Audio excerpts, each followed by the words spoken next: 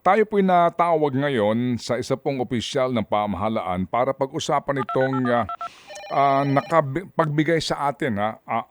Ako'y nagulat nung sinabi po mismo ng kalihim ng DOJ na ang sinasabing isa sa mga source pa rin ng illegal na droga sa bansa ay ang ang New Bilibid Prison. Parang nung una ko na narinig ito, ako'y nagulat, no? Kasi nga po, bago ng ating Happy diyan, at nung siya'y umupo, kitang-kita naman natin yung kanyang effort, di ba? Ng pag-aayos dito po sa Bilibid. Magandang umaga po sa inyo, Director General Gregorio Katapang ng NBP. Good morning, sir. Magandang umaga rin po, Manong Ted, at sa mga tagapakinig ninyo. Opo, salamat sa panahon. Sir General, ako po'y nagulat nung sinabi po ni Secretary Remulla na ang isa pa rin sa mga source ngayon ng illegal drugs ay ng drug trade ay sa loob ng Bilibid. Ano hong kwento dito, General? Oo nga po, kasi maalala nyo, Manong Ted, dati nagka-searching kami, yung pagkaduda kami doon sa nagdadala ng drugs, nagkakabiti search kami. O parang full check-up na ang nag-check up naman babae. That was last March ata o April. Nung nagreklamo po sa human rights, sabi ko, ihinto muna natin yung searching. Kasi sinasabi nila violation of human rights. So sabi ko, sige, bibili na lang tayo ng gamit na cavity search. Yung kabibili lang po lang namin. Kasi po talaga, Manong Ted, di kayo maniwala o hindi, yung nagdadala po ng mga drugs sa loob, yung mga common law white nila, mga visitors. One time nga po, nangyari, sinesearch yung isang babae, nahuli siya. Ang nakuha doon sa kanya, cellphone, tabako, charger, tapos yung pang hearing aid. Kinikwento nga nung mga nag-search, nung palusot na raw yung babae, parang nag-ring pa raw yung cellphone o nag-vibrate, kaya gumalaw yung katawan ng babae. So, saka nahuli siya. So, ganun po katindi po yung pagpapupuslit po ng drugs saka cellphone sa Bucor. Kaya binalik na namin po yung searching ng pero mayroon na pong equipment. Pero na po kabibili lang po ngayon na ginagamit na ngayon po. Opo. General, ang akin pong pagkakaintindi rin dito po sa balitang ito at napahayag nga ni Secretary Boying ay yung drug trade ay nangyayari sa loob ng Bilibid pero sa labas ang operation. Hindi po ganun yon. Hindi yung alam niyo na, yung dati pong mga drug lord, di ba? Opo. Go ahead, sir. Opo.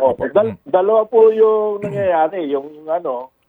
Yung mga nagdadala sa loob, yung mga mister nila na may pagka-addict. Kasi alam mo noon, Manong Ted, 70 to 75% yung nakukulong dyan, drug-related. Pag tinanong mo, bakit ka ba pumatay ng tao? Sir, tumama ang paningin ko sa kanya, nakadrugs ako, pinatay ko siya. O sabi, bakit mo naman ni-rape yung kamag-anak mo? Sir, nakadrugs din ako. So, in and out po yan. May mga nagdadala na nahuhuli naman natin. Tapos yung drug trade outside, yung mga drug lord. Kaya nung umupo si Secretary Boyan, nung naupo na po ako, ang utos po ni Secretary, kasi dalawa pong Remulla yan Secretary DOJ, Remulla, daling ko sa Mindoro, sa Tablayan. So dinala ko naman po. Ngayon, siguro, nung pag-upo naman ni Secretary John B. Remulla, SILG, may namomonitor pa o whatever. Kasi nakita ko sa news na nag-meeting sila ni Presidente, ni SOJ, ni SILG, tapos si PDEA, DG Lasso, saka si PNP. So siguro po, doon na napag-usapan nila. Kasi po bago pa nga po yan, nagtayo na po kami ng interagency. Kasama namin dyan yung MICA, PDEA, PNP, NBI. Ang usapan po namin dyan is ang role ko, pag may nahuli ako na nagpapasok ng drug, dadaling ko sa PDEA, at kung may mahuli rin akong cellphone, dadaling ko sa PDEA. Sila na po ang magpo-forensic. Kaya hanggang doon yung role namin. So, siguro, because of the upsurge, kasi nagbago na po yung technology, Manong Ted. Ngayon, pwede ako makipag-communicate sa'yo kahit walang SIM eh. Wala ako kahit walang SIM. Pwedeng Messenger, Viber, tapos meron pa Starlink ngayon. Talagang malakas po yung Starlink kasi via satellite na po yung hindi na mga cell site. So nung dinala namin sa Mindoro mga ito, ang nabalitaan naman namin, bigla naman daw lumakas yung signal ng Smart saka Globe. So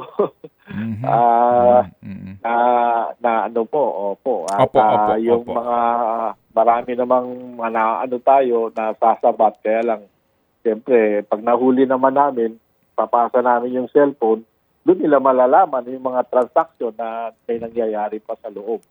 Opo. General Sir, technology ang kalaban natin, pero kayo ho ba, wala din kayong technology kontra dito? Dahil if you recall, before ho kayo dumating dyan, problema na dati yan, kaya may mga signal jammer pa sila sinasabi. Wala ho bang paraan para mawala ng connection sa satellite po o sa internet itong mga involved sa drugs habang nasa loob po ng Bucor? Yung nga po, kasi ngayon, yan po ang priority ng ating mahal na Pangulo at Mr. Sod. Sa 2026 budget po, kasi tapos na po yung 2025, 2026 budget, hihingi na po kami ng mga signal jammer. Ayaw po namin ma-monitor yung tawag nila kasi hindi namin mandato yun eh. Ang mandato namin to safekeep them and make sure na they do not commit crime while inside the facilities, and make sure that they reformation. So, yun po ang request namin, na magkaroon ng po kaming jamming capability, kasi yung nabili po na jamming equipment last mga 10 years ago, sira na. So, General, kung 2026 pa yan, mahaba pang panahon na maaari silang makapag-komunikasyon kung hindi agad ito mabibigyan po ng budget. Hindi mahal po ba ito? Hindi kaya pwede po makahugot dito ang mismo tanggapan ni Presidente kung sakasakali po o DOJ para mapondohan ito? Mga magkano ba 'yon, General? Mga abot siguro.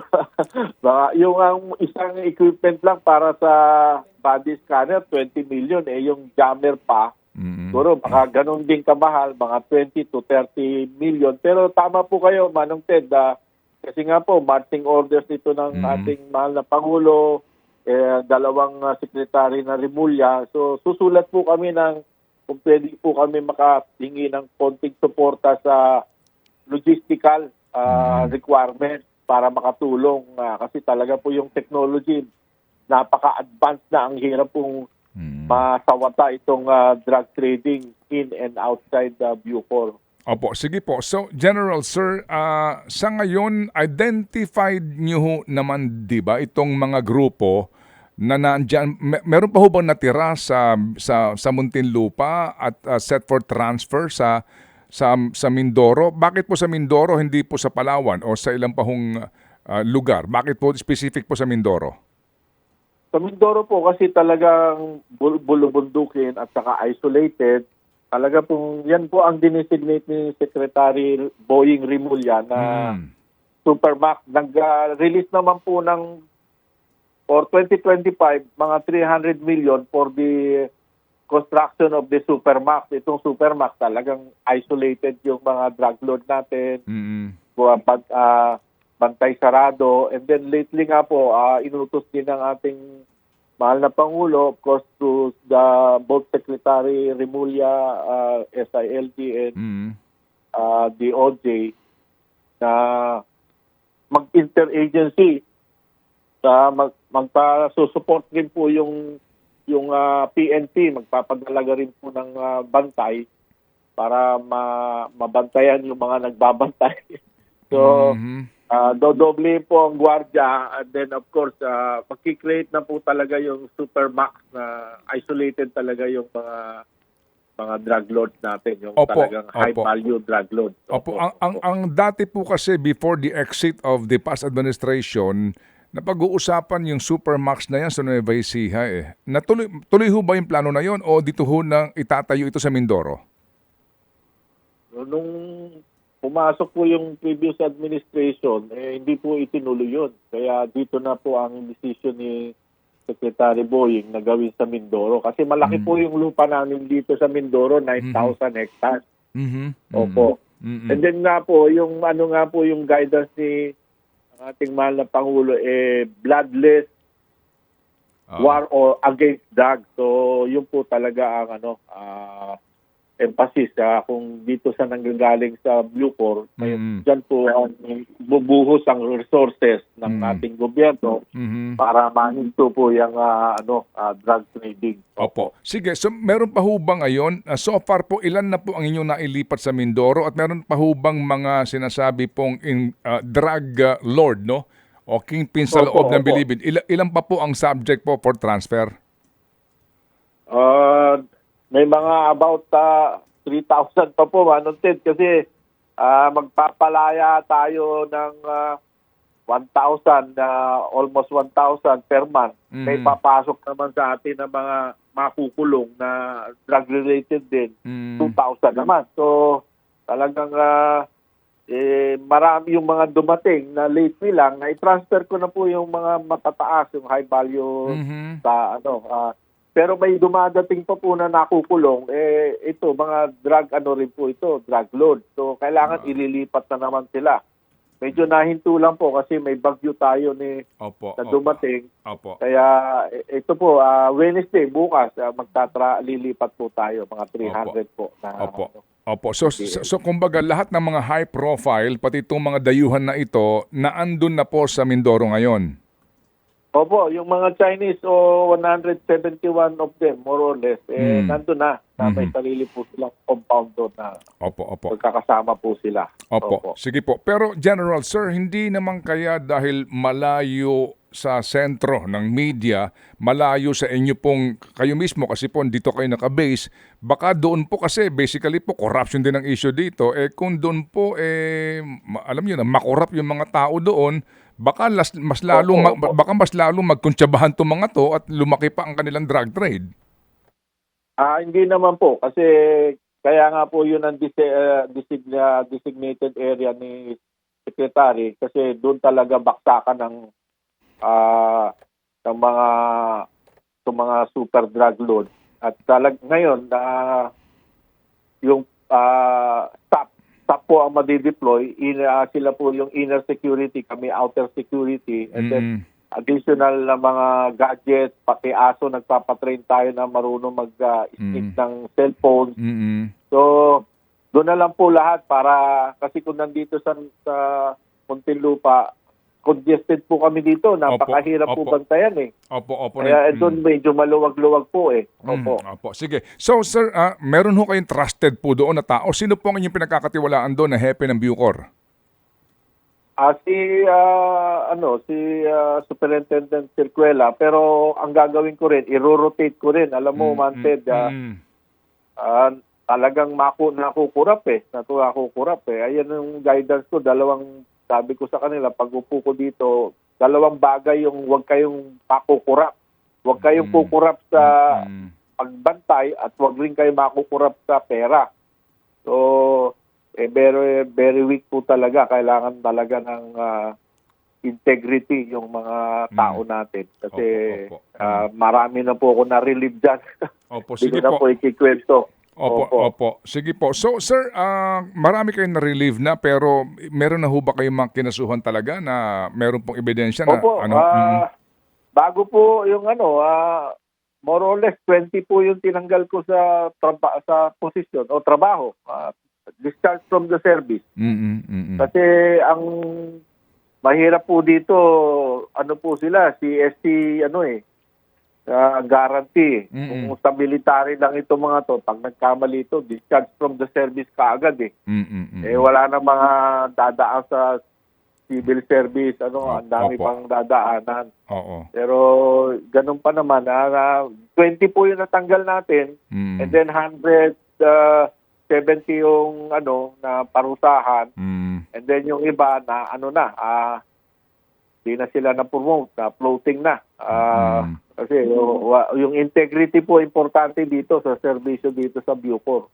Opo. Sige po. So sir, di ho ba General Katapang nung bago ho kayo dyan, alam niyo ho yun, di ba? Yung inyong energy, yung inyo pong dating naman talaga, lilinisin niyo po ito, no?